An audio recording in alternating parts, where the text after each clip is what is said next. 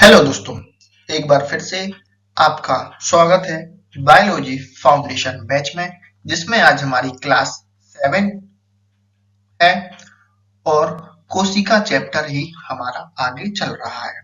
कोशिका को हम बहुत डिटेल में इसलिए पढ़ रहे हैं क्योंकि कोशिका से एग्जाम में क्वेश्चन भी अच्छे खासे बनते हैं। एग्जाम का सबसे फेवरेट टॉपिक होता है कोशिका। अगर बायोलॉजी उसमें आ रही है तो कोशिका से उसमें क्वेश्चन आना भी स्वाभाविक है। तो चलिए समझते हैं कोशिका को और आगे इसमें समझेंगे हम। सबसे पहले आज कोशिका में सेल में प्रोकैरियोटिक और यूकैरियोटिक दोनों में डिटेल में समझेंगे। सबसे पहले देखते हैं हम प्रोकैरियोटिक कोशिका। ठीक है, ये उसका डायग्राम है, ये आपको दिख रहा है तो आप इसको थोड़ा देखें। इसमें क्या क्या होता है? पाइल्स होता है, कैप्सूल होते हैं, सेल वॉल होता है, प्लाज्मा मेम्ब्रेन होता है, न्यूक्लियस डीएनए होता है, साइटोप्लाज्म होता है, राइबोसोम होता है, फ्लैगेलियन होता है। तो ये सारे इसके नाम है। आप इसका स्ट्रक्चर भी देख लें, कैसा क्या स्ट्रक्चर होता है। नाम आप एक बार दोहरा लें मनी मन। Pilus, capsule, cell wall, plasma membrane, DNA, cytoplasm, ribosome, flagellum. तो आपने डायग्राम देख लिया होगा। चलिए हम आगे देखते हैं। प्रोकैरियोटिक कोशिका की परिभाषा। ये क्या है दोस्तों? प्रोकैरियोटिक कोशिका की परिभाषा। ठीक है, प्रोकैरियोटिक कोशिका वे कोशिका हैं जिसमें संगठित नाभिक,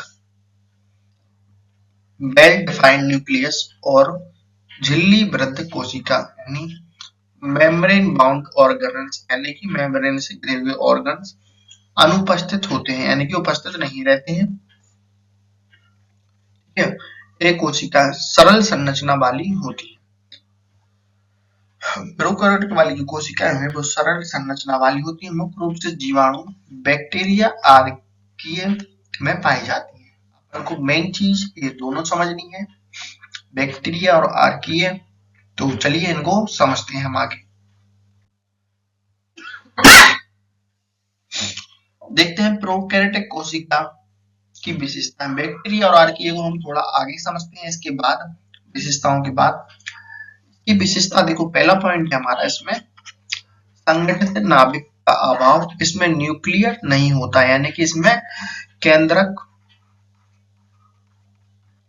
नहीं होता। ठीक है, केंद्रक इसमें नहीं होता, बल्कि न्यूक्लियोटाइड नामक असंगठित क्षेत्र में डीएनए उपस्थित होता है, यानी कि डीएनए उपस्थित होता है इसमें, यानी कि डीएनए इसमें उपस्थित होता है। ठीक है, दूसरा पॉइंट है झिल्ली वृत्त कोशिकांग की अनुपस्थिति होती है। इसमें माइक्रोकॉन्ड्रिया, गोल्गी बॉडी, एंडोप्लाज्मिक रेटिकुलम आदि नहीं होते हैं। ठीक है, इसमें माइक्रोकॉन्ड्रिया नहीं होता है, इसमें गोल्गी बॉडी नहीं होती है, इसमें एंडोप्लाज्मिक रेटिकुलम नहीं होता है। ठीक है, आगे देखते हैं। एकल कोशिका जीव यूनिसेक्युलर ऑर्गेनाइज्म अधिकृत प्रोकैरियोटिक जीव एकल कोशिकीय होते हैं।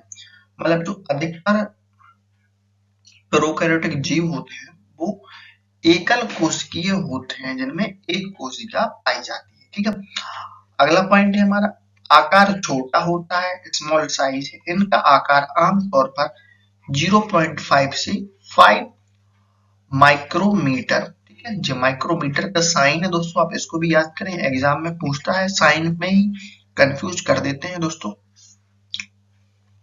आपने विशेषताओं में क्या क्या देखा? डीएनए नहीं होता, मतलब डीएनए होता है, केंद्रक नहीं होता है, माइक्रोकॉन्ड्रिया नहीं होता है, गोल्गी बॉडी नहीं होता है, एंडोप्लाज्मिक रेटिकुलम नहीं होता है। ठीक है, एकल कोशिका होती है, साइज होती है 0.1 से 5 माइक्रोमीटर। एक बार फिर आप मनी मन दोहराएं विशेषताओं को। प्रोकैरियोटिक कोशिकाओं में केंद्रक नहीं होता है, डीएनए होता है, माइक्रोकॉन्ड्रिया नहीं होता है, गोल्गी बॉडी नहीं होती है, एंडोप्लाज्मिक रेटिकुलम नहीं होते हैं। ठीक है, एकल कोशिका होती है, 0.1 से 5 माइक्रोलीटर तक इसका आकार होता है। आगे देखते हैं हम विशेषताओं में। डीएनए का सीधा रूप सर्कुलर डीएनए। इनका डीएनए एकल वृत्ताकार सर्कुलर प्लाज्मिड के रूप में होता है। ठीक है, मतलब एकल डीएनए होता है इसमें। जब हम डीएनए को हम समझेंगे कोशिका में तो हम बहुत डिटेल में समझेंगे, तो ये बातें भी हम उसमें समझेंगे, तो आप उसकी चिंता ना करें कि इसमें एकल का मतलब क्या है, वृत्ताकार का मतलब क्या है, तो आप उसकी चिंता ना करें। जब हम डीएनए समझेंगे तो उसमें भी हम इसको फिर से उठाएंगे डिटेल में। अब इतना समझें। दूसरा पॉइंट, तेजी से विभाजन, यानी कि जो प्रोकैरियोटिक कोशिकाएं होती हैं उसमें तेजी से द्विविभाजन होता है, यानी कि एक कोशिका से दो कोशिका बहुत फास्ट होती है, ठीक है, बहुत फास्ट कोशिका विभाजन होता है। अगला पॉइंट है, राइबोसोम मौजूद होता है और 70s राइबोसोम पाया जाता है। कि मैंने आपको पढ़ाया है 70s और 80s राइबोसोम, ठीक है, इसमें 70s राइबोसोम होता है प्रोकैरियोटिक में, और यूकैरियोटिक में 80s राइबोसोम होता है। अभी आप याद करें कि राइबोसोम जो है मौजूद होता है और 70s राइबोसोम होता है, जो प्रोटीन संश्लेषण, प्रोटीन संश्लेषण संश्लेषण प्रोटीन सिंथेसिस में मदद करता है। अगला पॉइंट है कोशिका भित्ति, सेल वॉल। इसकी कोशिका भित्ति पेप्टी डॉग्लिकैन की बनी होती है, डॉग्लाइकैन की बनी होती है। आर्कीय में विभिन्न संरचना होती है, ठीक है, सिंपल सा पॉइंट है। अगला पॉइंट है कोशिका झिल्ली, सेल मेम्ब्रेन में कोशिका झिल्ली होती है जो आंतरिक क्रियाओं को नियंत्रण करती है। अभी तक हमने फिर से हम दोहराते हैं इस वाले पेज को। डीएनए होता है, एकल डीएनए होता है। जब हम डीएनए पढ़ेंगे तो उसमें हम एकल डबल सब डीएनए पढ़ेंगे, तो उसकी चिंता ना करें। यूकैरियोटिक कोशिकाओं में, प्रोकैरियोटिक कोशिकाओं में दोस्तों क्या होता है, फास्ट विभाजन होता है, 70s राइबोसोम पाया जाता है, पेप्टिड डॉग्लिकैन से बनी होती है, सेल मेम्ब्रेन होती है। इतना आप समझ चुके हैं। चलिए आगे देखते हैं। अब देखते हैं हम प्रोकैरियोटिक कोशिका के पार्ट और कार्य यानी स्ट्रक्चर का थोड़ा हम समझते हैं, ठीक है। पहला पॉइंट है न्यूक्लियोइड यानी कि डीएनए, ठीक है। डीएनए आपको दिख रहा होगा, आपको मैं आपको एक बार फिर से राइट करके बता देता हूँ। डीएनए कैसा क्या है। डीएनए जो आपको इस डायग्राम में डीएनए दिख रहा है, जो पिंक कलर का आपको दिख रहा है, जो ये इसको कहते हैं हम डीएनए, ठीक है। इसमें अनुवांशिक पदार्थ होता है, इसमें कोशिका का अनुवांशिक पदार्थ डीएनए होता है, ठीक है। प्लाज्मिड, प्लाज्मिड दोस्तों आपको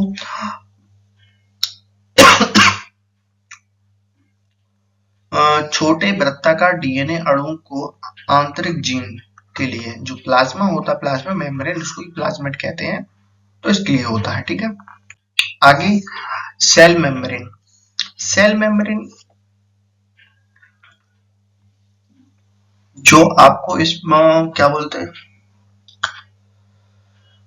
कोशिका के अंदर बाहर पदार्थों को आदान प्रदान में मदद करती है। सेल मेम्ब्रेन जो झिल्ली होती है, ये सेल मेम्ब्रेन जो झिल्ली होती है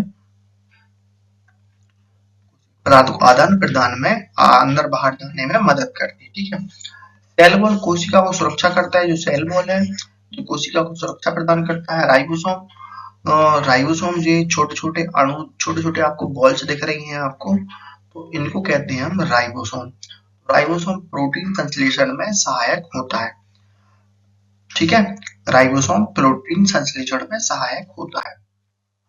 साइटोप्लाज्म, साइटोप्लाज्म आपको डायग्राम में कुछ यहाँ दिख रहा है। साइटोप्लाज्म कोशिका सभी रासायनिक अभिक्रियाओं में होती है, ठीक है। जो प्लाज्मा ये भरा होता है द्रव में, जहाँ राइबोसोम डीएनए होता है, ठीक है।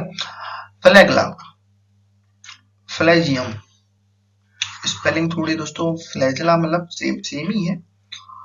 कुछ प्रोकैरियोटिक में गति मूवमेंट के लिए उपयोग होता है, कुछ प्रोकैरियोटिक में गति मूवमेंट के लिए जो पूंछ होती है जी, इसको कहते हैं हम फ्लैजियम। गति मूवमेंट में यानी कि अगर आगे पीछे होना है तो उसके लिए इसका उपयोग होता है। यानी कि जी रोम जो निकले हुए हैं इनको कहते हैं हम पिल्स। कोशिकाओं से चिपकने और डीएनए को स्थानांतरण करने में, यानी कि एक कोशिका दूसरी कोशिका से ऐसे ही दूसरी कोशिका हुई, उससे ये रोम वाले जो पिल्स हैं ये चिपक जाते हैं आराम से और डीएनए को आदान प्रदान कर देते हैं। आगे देखते हैं हम।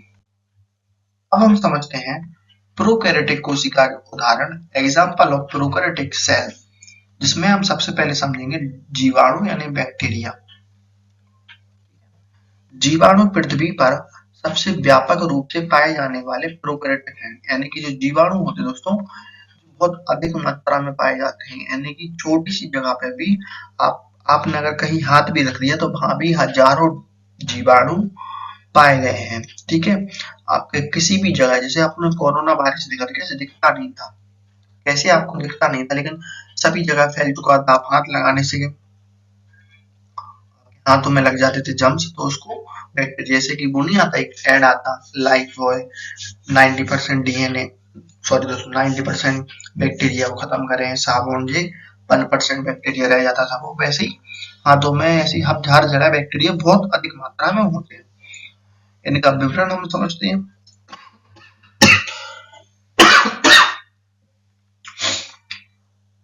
थोड़ी सी दोस्तों तबीयत खराब है तो आप बिल्कुल चिंता ना करें, मैं आपके लिए ही मेहनत कर रहा हूँ, तो आप प्लीज चैनल को सब्सक्राइब जरूर करें। तबीयत खराब होने के बावजूद भी मैं आपके लिए वीडियो रिकॉर्ड कर रहा हूँ, वो भी रात के टाइम पे, क्योंकि रात के टाइम पे दोस्तों मैंने महसूस किया है कि यहाँ पे शांति रहती है, दिन में तो बहुत ज्यादा ही शोर होता है, तो वीडियो रिकॉर्ड करने पर बहुत ज्यादा नॉइस आता है, तो मैंने रात को जाकर वीडियो रिकॉर्ड कर रहा हूँ। अभी लगभग रात के 12:30 बज रहे हैं। ये देखते हैं ई कोली। ई कोली का मतलब मानव आंत में पाया जाता है और पाचन तंत्र में सहायक होता है। ठीक है, ई कोली जो इसका शॉर्ट फॉर्म है, मानव आंत में पाया जाता है, जो बैक्टीरिया जो मानव की आंत में पाया जाता है। ठीक है, आंत का मतलब है दोस्तों जो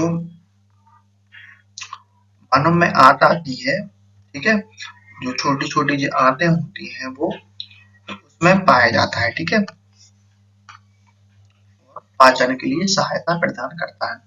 दूसरा है दोस्तों स्ट्रेप्टोकुअस पेनुमोनिया, निमोनिया रोग के कारण बनता है। ठीक है, तीसरा है हमारा बेलिकोसप्टाइल, मृदा सॉइल में पाए जाने वाला सामान्य जीवाणु है।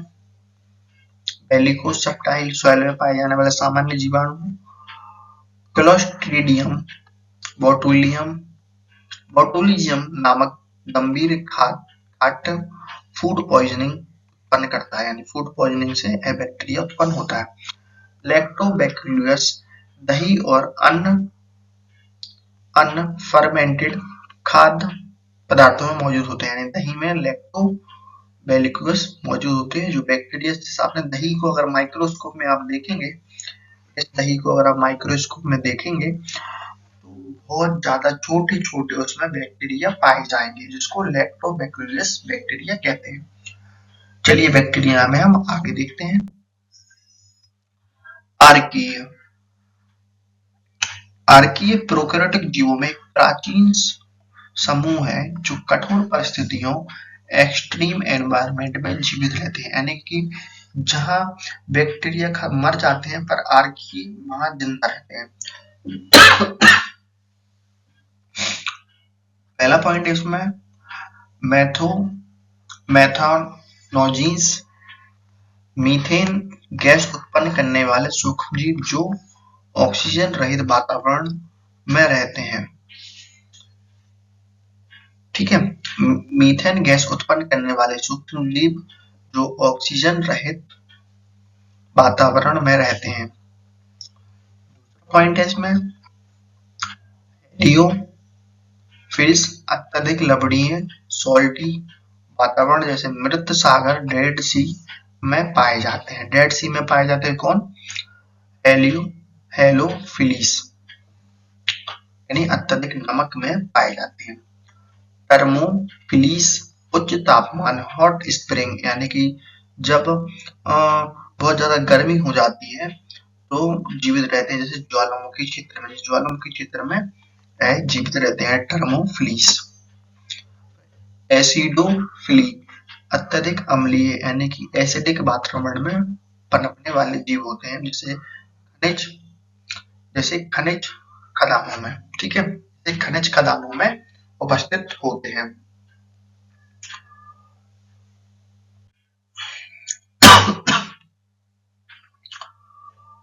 अब देखते हैं दोस्तों हम महत्वपूर्ण importance of prokaryotic cell. Important of prokaryotic cell, पोषण चक्र। पोषण चक्र न्यूट्राइड साइकिल की महत्वपूर्ण भूमिका निभाते हैं, यानी कि जो प्रोकैरियोटिक सेल होते हैं वो महत्वपूर्ण भूमिका निभाते हैं। कहाँ? पोषण चक्र में। पोषण चक्र में महत्वपूर्ण भूमिका निभाते हैं पोषण चक्र में। दूसरा पॉइंट है हमारा इसमें कि जीवाणु जैव प्रौद्योगिकी, बैक्टीरिया बायोटेक्नोलॉजी में दवा, जैव ईंधन और किण्वन फ्रेगमेंटिंग में सहायक होते हैं।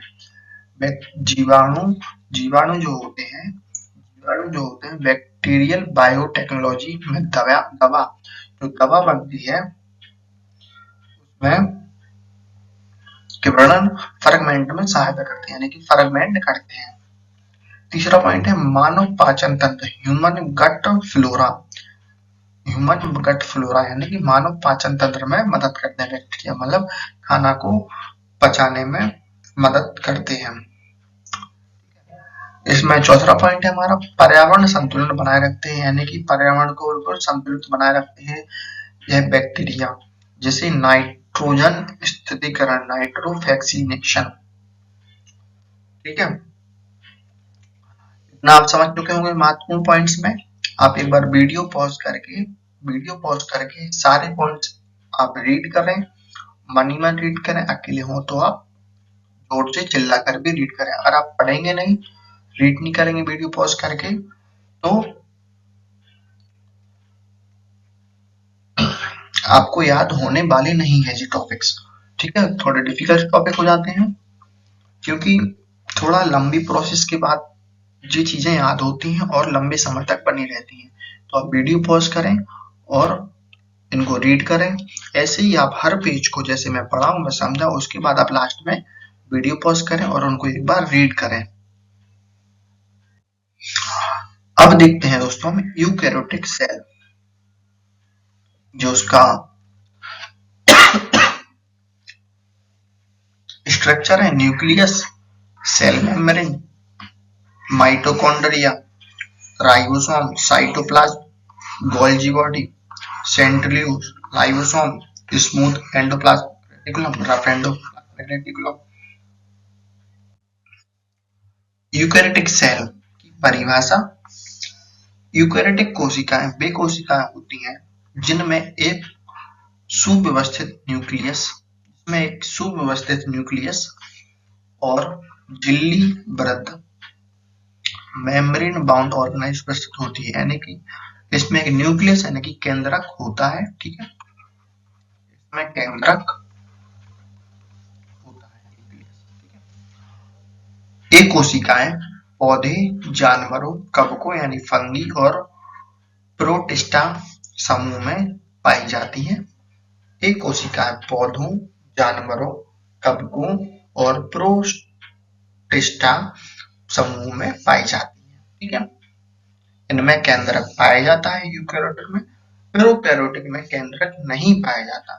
अभी हम यूकैरियोटिक पढ़ रहे हैं तो इसमें केंद्रक पाया जाता है और पौधों, जानवरों, कवकों और प्रोटिस्टा में पाई जाती है। इनकी विशेषताएं हम देखते हैं, स्पष्ट कर लें।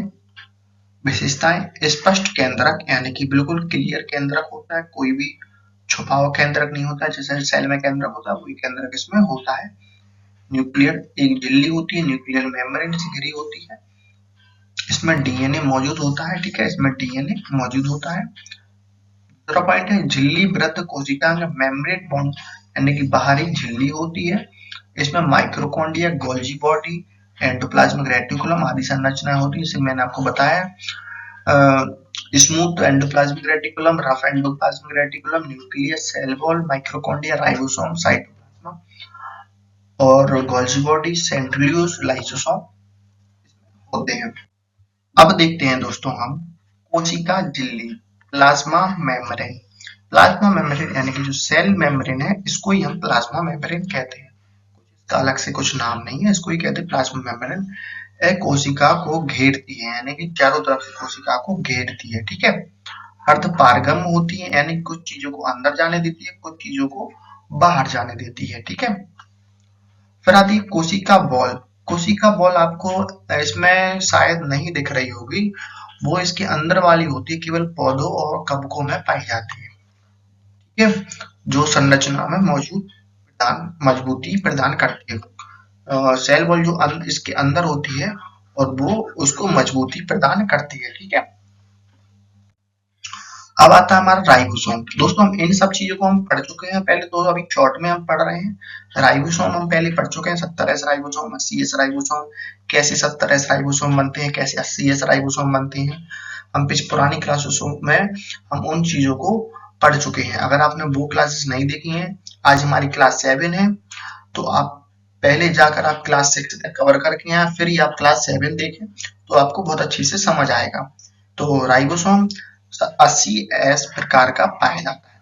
मैंने उसमें बता के रखा है कि 60 प्लस 40, 60S प्लस 40S मिलकर 80S कैसे बनता है। अगर आपको ये सब जानना है डिटेल में, तो आप पुरानी क्लासेस देखें और वहां समझ के आए, वहां पूरी बातें क्लियर करके आए, तब आप आगे की क्लासेस देखें तो आपको समझ सारी चीजें आएगी। मैं ये nucleus, rough, endoplasmic reticulum, lysosome, centrioles, Golgi body, cytoplasm, mitochondria, सब कुछ मैं पढ़ा चुका हूँ। तो प्लीज जाके वो वीडियो जरूर देखें, फिर आप वीडियो देखें। इसमें राइबोसोम 80S प्रकार के होते हैं जो प्रोटीन संश्लेषण में सहायक होते हैं। इसमें राइबोसोम 80S प्रकार के होते हैं, प्रोटीन संश्लेषण में सहायक होते हैं। दूसरा पॉइंट है विभाजन प्रक्रिया, सेल डिवीजन प्रोसेस, ठीक है। इसमें सेल डिवीजन प्रोसेस माइटोसिस और मीसोसिस द्वारा विभाजित होता है। इन दोनों को हम आगे डिटेल में समझेंगे, जो आगे वाली हमारी क्लासेस आएंगी उसमें हम इन दोनों को और डिटेल में समझेंगे। विभाजन को, पूरा विभाजन हम करवाएंगे माइटोसिस से, मीसोसिस से। आगे देखते हैं। अब देखते हैं हम यूकेरियोटिक कोशिका में प्रमुख कोशिकांग और कार्य। न्यूक्लियस। न्यूक्लियस का कार्य दोस्तों आनुवंशिक सामग्री डीएनए को संचित करता है और कोशिका की गतिविधि को नियंत्रित करता है। न्यूक्लियस यानी कि केंद्रक होता है दोस्तों, इसको मैं आपको क्लियर कर दूं, इसको केंद्रक कहते हैं। आनुवंशिक सामग्री डीएनए को संचित करता है और कोशिका की गतिविधि को नियंत्रण करता है, ठीक है। डीएनए को संचित करता है, कोशिका की क्या गतिविधि होगी कोशिका में, जैसे कि जो कोशिका में गोल्गी बॉडी है, एंडोप्लाज्मिक रेटिकुलम है, राइबोसोम है, सेंट्रियोल्स है, जो भी सब है, इसकी क्या गतिविधि हो उसको मैनेज करता है कौन, न्यूक्लियस, ठीक है। दूसरा पॉइंट हमारा माइटोकॉन्ड्रिया, ऊर्जा उत्पन्न करता है, पावर हाउस ऑफ सेल कहा जाता है माइटोकॉन्ड्रिया को। फिर आता हमारा Golgi body, Golgi apparatus protein और लिपिड संश्लेषण और परिवहन में सहायता करता है। गोल्गी बॉडी जो होता है वो प्रोटीन, लिपिड संश्लेषण एवं परिवहन में सहायता देता है। अगला पॉइंट है हमारा एंडोप्लाज्मिक रेटिकुलम, ESR लिपिड में, स्मूथ जो लिपिड में और रफ जो प्रोटीन में सहायता करता है। सिंपल से पॉइंट है ये सारी चीजें। मैं आपको जब एंडोप्लाज्मिक रेटिकुलम पढ़ाया था तो वहां आपको बहुत डिटेल में ये सब चीजें पढ़ा दिया था। अब आता है लाइसोसोम, अवांछित पदार्थों को पहचानने में मदद करता है, यानी कि सेल में कोई अवांछित पदार्थ आता है तो उसको पहचानने में मदद करता है। सुसाइड बैग भी कहा जाता है। लाइसोसोम को क्या कहा जाता है दोस्तों, सुसाइड बैग। जैसे अवांछित पदार्थ ये आ गया तो ये लाइसोसोम उसके पास जाएगा, ये लाइसोसोम इसके पास जाएगा और जाकर फट जाएगा, जाकर दोनों पास ये इसके पास जाकर ये इसके पास चला गया और चला जाने के बाद खुद को फाड़ देगा, फिर ये कोशिका नष्ट हो जाएगी, जिससे वो पदार्थ भी जो अवांछित पदार्थ है, जो पदार्थ किसी काम का नहीं है, उसको नष्ट कर देता है।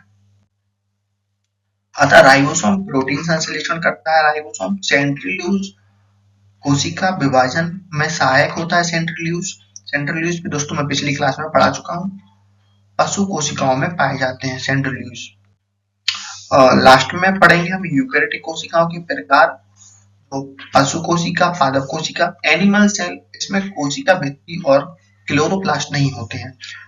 तो यूकेरियोटिक सेल में क्लोरोप्लास्ट नहीं होते हैं, कहाँ? एनिमल सेल में, ठीक है। एनिमल में जो यूकेरियोटिक सेल होती है उसमें क्लोरोप्लास्ट नहीं होते हैं। प्लांट में जो यूकेरियोटिक सेल होती है उसमें क्लोरोप्लास्ट होते हैं। एनिमल में मैं आपको और क्लियर कर देता हूं, एनिमल में जो यूकेरियोटिक सेल होती है उसमें क्लोरोफिल नहीं होते हैं। प्लांट में जो यूकेरियोटिक सेल होती है उसमें क्लोरोफिल होते हैं, ठीक है। प्लांट में यूकेरियोटिक सेल में होती है और एनिमल में नहीं होती है। यहाँ हमारी वीडियो खत्म हुई। अगर आपको वीडियो पसंद आ रही हो तो चैनल को सब्सक्राइब जरूर करें। थोड़ी सी इन्फॉर्मेशन देना चाहता हूँ आपको, अगर आपको कोई डाउट है तो आप कमेंट करके आप बता सकते हैं चैनल पर। वीडियो के नीचे आप कमेंट करें आपको जो भी डाउट है। और मैंने लास्ट वीडियो में अपना इंस्टाग्राम पेज भी बताया था कि वहां आप अगर कोई फोटो शेयर करना चाहते हैं, कोई क्वेश्चन है, कोई डाउट है, तो आप वहां क्वेश्चन शेयर कर सकते हैं, ठीक है।